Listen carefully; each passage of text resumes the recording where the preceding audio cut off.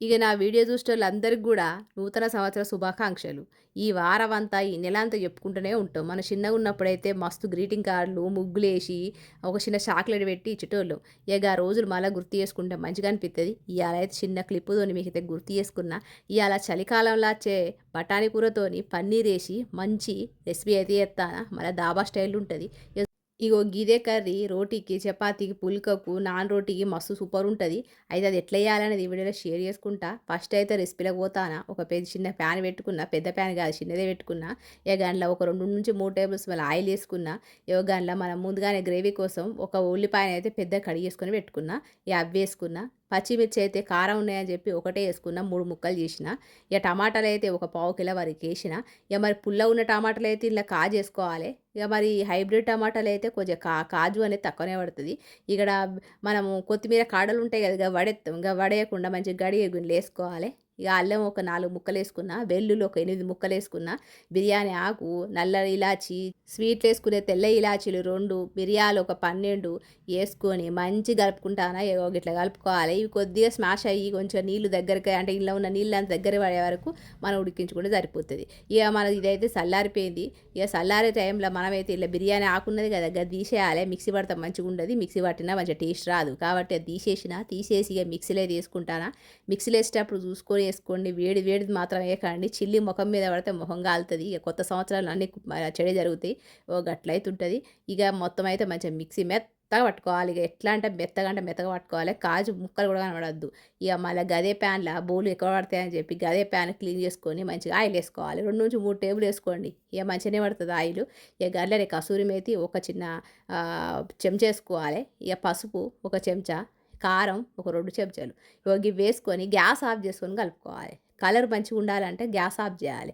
లేకపోతే gas on చేసి మీరు కలిపిర్రనుకో, ఇక ఈ కలరు నల్లగా అయిపోయి కూర కలరే మారిపోతది. ఇక ఇట్లా గ్యాస్ ఆఫ్ చేసిన తర్వాత మనం ముందుగానే మిక్సీ పట్టుకున్నాం కదా మెత్తగా, అది వేసుకోవాలి. వేసుకొని మంచిగా కలుపుకోవాలి. ఇక మనకు కలర్ అంతా ఇక్కడనే ఉంటుంది. కాబట్టి గ్యాస్ ఆఫ్ చేసుకొని వేసుకోండి. ఇక గ్యాస్ ఆన్ చేసి ఎత్తే ఆ చిల్లి ముఖం మీద పడుతూనే ఉంటుంది. ఇక టపాకాయలు వేలినాడు పేలుతూనే ఉంటుంది ఏ గ్రేవ్ అనేది. ఇక గిట్ల ఒక్కసారి కలుపుకున్న తర్వాత మళ్ళీ ఒక్కసారి గ్యాస్ ఆన్ చేసుకోవాలి. ఇక గిట్ల టైంలో మనం ఏం చేయాలి, కొద్దిగా ఉప్పేసుకోవాలి. ఇంతవరకు ఉప్పేసుకోలేదు కదా! ఒక గంటలో ఉప్పేసుకోవాలి. చూత్తారుగా తుక ఉడుక్కుంటా మన ముఖం మీద పడుతుంది. నాకు తెలవక నేను గట్ల ఆన్ చేసే పెట్టిన. ఆ తుకుతుకానికి కూడా నా ముఖం మీద, చేతుల మీద పడతాంటే ఆయ్ ఆయ్ అనుకునేదాన్ని. ఇగ గట్లయితే ఉడుకుతాంది. ఉడుకుతాంటే మూత పెట్టుకున్నా, పక్కన పెట్టుకున్నా. ఇగో గీ టైంలో మనము నాన్ రోటి చేద్దాం అనుకుంటానా. మరి దీనికోసం ఇక నాన్ రోటి ఎట్లా చేయాలంటే మనం రెస్టారెంట్లకు అవిటికి ఇవిటికి పోవాల్సిన లేదు. ఇగో నేను చెప్పినట్టు చేస్తే సరిపోతది. ఇక 3 కప్పుల నేను మైదా పిండి తీసుకున్నా. హాఫ్ కప్పు పుల్లటి పెరుగు తీసుకున్నా.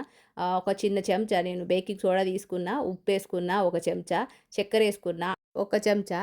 ఇక నూనె పోసుకుంటా 2 టేబుల్ స్పూన్లు వేసుకొని మంచిగా నీళ్ళు పోసుకుంటా మంచిగా కలుపుకోవాలి. ఈ పిండి ఎట్లుండాలంటే మెత్తగా ఉండాలి. ఇగో గట్ల మెత్తగా ఉన్నప్పుడే మనకు ఈ నాన్ రోటీలు మంచిగా వస్తాయి. ఇగ వీటి కోసం మనము దాబాలకు పోయి, రెస్టారెంట్‌లకు పోయి నాన్ రోటీ తినలేదు, ఎప్పుడు తినలేదు, ఎప్పుడు చూడలేదు అన్నట్టుగా మనం తింటాం. ఇక మన ఇంట్లో చేసుకుంటే ఎన్నన్నంటే అన్నీ తినొచ్చు. ఇగో గిట్ల చేసుకొని పక్కన పెట్టుకోవాలి. రెస్ట్ ఇయ్యాలి దీనికి. ఇక రెస్ట్ ఇచ్చే టైంలో మనకు కొద్దిగా ఆయిల్ కూడా మళ్ళా మీద రాయాలి. వేసుకొని మంచిగా డక్కన పెట్టుకొని పక్కన పెట్టేయాలి. గంతసేపు మనకైతే ఇక మన కూర కూడా రెడీ అయితది. ఇక మరి కూర ఏటిదాకా వచ్చిందో చూద్దాం ఒకసారి. ఇక మూత అయితే తీసిన. కొద్దిగా కొంచెం దగ్గరకయింది. ఇగో గిట్ల దగ్గరకయినప్పుడు మళ్ళీ ఒక 2 నిమిషాలు మూత పెట్టాలి. ఇక ఇట్లా నీళ్ళు ఉన్న నూనె అంతా బయటికి రావాలి.